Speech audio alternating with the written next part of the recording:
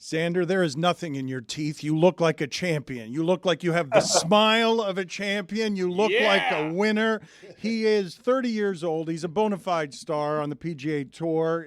After making the final group on Sunday 4 times this season, finally won his first major PGA Championship this Sunday, and it's his first win since 2022. It was such a feel-good win for people who love golf and love Xander because he has been so close so many times, Dan. He's been in 28 majors, finished in the top 25, I think 21 times. But right now he's struggling with something in his teeth, and I don't know what it is. What is happening? Why are you struggling so much with what's happening with your mouth right now? An entire truffle. I just had an everything bagel. There's something in there, you know. It's all good. It's a dangerous bagel to have. Those are tough. It is. Those are tough. Right before an interview. A lot of seeds.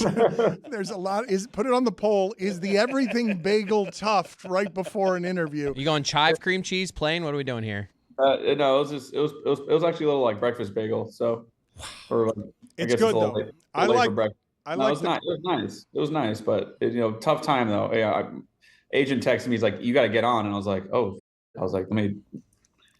Well, you're fine. Don't worry about it. You're great. But what is I like the trophy casually being over your shoulder too. So nice great, touch. yes. What is the greatest of the bagels? Go ahead and make the perfect bagel for us. Oh, everything bagel toasted. I kind of like a little bit more of a toast on it as well. I like a little bit of double crunch. toasted, Yeah, well done. Double toast for sure. And then, just some cream cheese. I keep it simple, just like everything else. Nothing else? You don't want lox? You don't want anything? Just cream cheese, a preferred schmear of any kind? Like, do you have a brand that you endorse? No, not really. All right. That concludes that particular cul-de-sac where the interview questions end there. I want to ask you, though, about the bad parenting in your life that involves you getting cigars at 10 years old. Like, that doesn't seem – that seems like something that everyone in your family should be against. I have my dad's half French, half German. My mom's Taiwanese, grew up in Japan. We're pretty, we have a worldly background, so – I don't know where it started, but I was around cigar smoke for quite some time. Well, I thought it was 10 years old, which sounds too early to me. It is too early. Yes. Smoking a cigar at 10. I was getting secondhand high, I guess. So was I. Well, that's smoking. I mean, yeah. Okay. So when did you start smoking cigars, and what is your expertise in this area? I'm a rookie. I mean, I'll smoke them with pretty much anyone, but usually celebratory is the region. Social to celebratory is how I'd categorize my smoking. And then, I think the first cigar I ever tried was probably when I was 12 or 13. Oh, it's not 10 at least. I mean. Yeah, that's still pretty early. It's a touch. It wasn't much. Inhale. What can you tell us is unusual about your upbringing when you have when you have so much different culture in your upbringing? What would you identify as some of the things most responsible for forming you? Good question. I'd say it was an unorthodox approach to just about everything. The way we, it was very European, I guess, the way we'd have 3-hour dinners. When we'd have conflict, we would sit and talk about what happened. It wouldn't be like, go to your room, you're grounded. I've never been grounded in my entire life. So all these, it was a lot of conversation. We talked through a lot of the problems. My dad, my mom, they always wanted me to understand what was going on, why I was in trouble, if I was ever in trouble.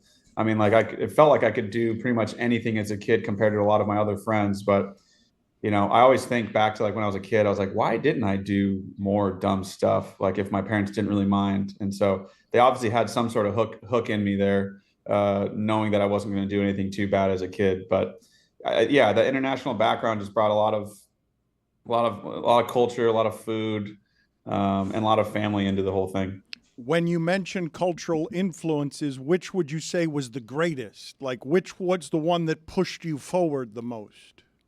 I mean, it's a mix. I mean, Asian culture is super family oriented. The Germans and the Japanese, historically have gotten along in the past. They instill a lot of discipline, a lot of perfection, a lot of work ethic. And and then the French kind of aspect. My dad's half French, and he tries to explain how they live their lives. They try to enjoy how they live. Savoir vivre, whatever it means. He would always say that as a kid for me growing up. Like it's just a way like to live your life a certain way and to enjoy everything. So you take your time when you eat dinner. You take your time when you're with your friends. You're never really in too much of a rush. So there's a lot of clash with the cultures, but I'm kind of just like a melting pot of a lot of it. Where'd the discipline come from, though? Because it's such a lonely sport. It requires such perfectionism. So the discipline about being meticulous, where does that come from? Yeah, definitely, the Asian in me, stereotypically, and the German for sure. Just the German drill sergeant from my dad's perspective was just hounding down on me, always just holding me accountable. We'd have conversations about what I'd like to do, how I want to go about my work. And it didn't take a whole lot once I, came out with what I was trying to do myself and I verbalized it. My dad would hold me to my words often, and it didn't take a lot for him to push me because I said it all and it's things that I wanted. So he just held me to a high standard. Give me the most extreme example you can think of from your childhood of trying to meet the expectations around that kind of pushing. He never really pushed. He when I sat down, I was just like any kid. I wanted to hang out with my friends. I wanted to, go to the mall after school. I wanted to do all those small things. But, my dad told me if you want to be great at anything, you have to put a ton of hours into it, and you're young, so you can get a nice head start. And so he's like, I will help you if you are committed, and I will love you if you're committed. I will still love you if you're not committed, but this is a choice you need to make right now. And it's a hard choice because you're a kid. And so I just remember there's times, where school would end and I would try to hitch a ride from my buddies because I was pretty young when I was like 13 when I got to high school. My parents were foreigners, but I was just trying to just trying to get myself to the golf course, and in the random days where I was tired after school, it was like, get out at 3 p.m. And, I'd be at home. My dad would come home from work. He'd be like, did you practice? And I would look at him, like every kid looks at their parent when they mess up. And he didn't really have to say anything else. And I just felt this like overwhelming guilt in my body because I told him that I was committed and I told him that I wanted this, and I was letting him down and I was letting myself down more than anything. So I don't know how he did it, but he played some nice mind games with me when I was a kid. Xander, I've got no connection point to being a good golfer, let alone one that's barreling down on the precipice of winning a championship like you just did. Typically, people that cruise to a title, they have a charmed existence. And I don't know what your mindset is, but you had to play really good golf to win this one. You had some of the best golfers in the world on an absolute heater in form to win a title. Are you paying attention to what other people are doing on the course, knowing that you have to lock in that much more? Or are you just tuning it out and trying to play your game?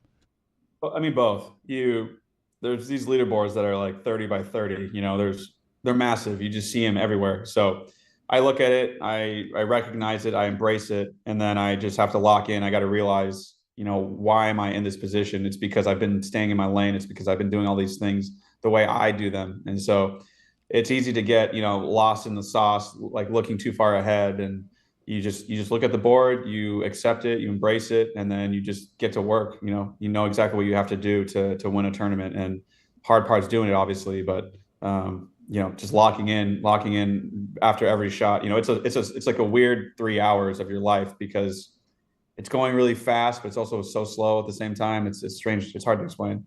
Xander, we have video here of the second shot on 18. You have 2 feet in the sand. The ball's above your legs. I tell the guys, and I told them yesterday, that's one of the greatest shots in golf history that no one will ever talk about. Do you agree with me? Yeah, it's nerve wracking. I mean, I've hit that shot. If you've played a sport enough and you're in their sport a ton, like golf, for example, I've hit it everywhere on a property you can possibly imagine. So I've had a shot like that before, and I wasn't too nervous about it. And like you said, everyone was playing incredible golf. Like I knew I had to make a birdie, and if you're trying to win, you have to go for it. So I knew chipping out, and trying to hit an iron up on that ridge wasn't going to get me a birdie. I knew punching it up there somewhere was going to give me the best chance and opportunity to win this golf tournament. How many beers have been consumed out of that trophy behind you? We started with some champagne. We're in Kentucky, so there was whiskey, like classically, some bourbon. And it was we had a nice go with it. We had a small crew there at the rental. When we get back to, I'm in Florida right now, but when we get back to San Diego, that's where Austin's from, and a lot of my, that's where I grew up. So I'm sure. And then my parents are on a whole nother level. They have their like crews they're going to go out with. So there's a good chance my parents actually drink more out of this than I do. I have so many questions, but we have limited time with you. Who are some of the coolest people you've heard from over the last couple of days that you find moving? Tigers reached out. A lot of guys on tour have reached out. They've been super supportive. MJ texted me. I got to know him a little bit better at joining the Grove here in Florida. Steph Curry reached out. He's a Callaway staffer. So it's been it's been an awesome. It's cool to have other sporting figures to reach out to me. Could have just said MJ. I mean, yes, but he's got it's a good list. I want a great list. I want to kind of go through his texts here, but who hasn't reached out that should have? My dad. Who's the person? Come on. I mean, I am. Yeah, my phone. I thought my phone was going to explode, so I'm still like, I'm constantly just trying to get back to. Everyone's been so supportive. I'm just trying to get back to everyone individually. I thought my phone was really going to overheat at some point. What's your go-to response? Because you're getting so many. It's kind of like when you get birthday messages. Like, are you just saying thanks, bro? Like, what's your go-to response to all the congratulations you're getting? I'm not a copy and paster. So, I mean, I'll read what they wrote and, I'll try to respond accordingly. Little salute emoji. Just maybe? the heart. You just heart it and move on. No. Yeah. That's like a nice thing that, the iPhone did or Apple or iMessage, where you can just like heart everything. But I'll write a text. I'll address who they are just so it doesn't feel like, I'm just ripping through these things. You hear from Scottie or his hands tied? That's a good joke, Xander. Oh man, no, yeah, Scottie and Meredith, they're awesome. Meredith reached out. When that's going down, are you like, oh, this field just opened up? Yeah, it's the number one golfer in the world. He fired a 66 after he got out of prison. He's my friend, but it gives me a certain advantage to have him in jail. Not It does prison. break up the groove. There's only a few ways to beat the guy. You know what I'm saying? What is the best of the group chat? Because I've been told by sources that the group chat that you have changed the group chat to include Scheffler's mugshot. That was not. There was someone else on our table that did that. It was the day after. We needle Scottie. He kicked it like a champ. So our little group chat for our physio table it ended up being a mugshot of Scottie, and he took it great. He showed up the next day smiling at everybody. But take us through you learning the news and where you were. Just take us through everything that happened there, where you realized my friend's in jail. This isn't terrible for me. They can wait. They can wait a while before they let him out. Yeah, I mean, I thought it was a prank. I mean, I woke up. I can't remember what time, 7:45 or 8 o'clock or something. Like trying to sleep in, and my wife has media on her phone. I don't have anything on my phone, so she like showed me. She's like, "What is this?" And I was like, "It must be a prank or something." And then we turned the TV on, and he's just plastered all over ESPN. So I was like, "Oh, like." That's kind of interesting. And then, news started coming out, but he's, I don't know if you guys know him at all or have ever talked to him. He's a concrete dude. He's solid. So like, I know him pretty well now and I've competed against him, and there's no way he would ever do anything to harm anyone except a competitor or a golf ball. So. All well and fine, but what was the funniest thing? What was the no? He's not going to answer that. You saw him get to the club, and you're like, "What happened to due process?" I just want to know what the funniest stuff was with that holding so quick. The funniest stuff with Scottie being in prison, jail, not prison. Yeah, jail, not hard time yet. Still pending. He was like when he tees it up. Are you saying to yourself, "How do you get out so quick?" I mean, no. I mean, I think the funniest thing I was like. I don't know how people in Kentucky had like a screen printer, but they had like mugshot shirts like an hour and a half after he was released. And I was like, walking around property, you know what I mean? And like kids are wearing a free Scottie shirt. I'm like, people are incredible these days. I don't know how they do it. Yes or no question. We will let the champion go on this one. Yes or no, you will at one point wear one of those T-shirts in front of him.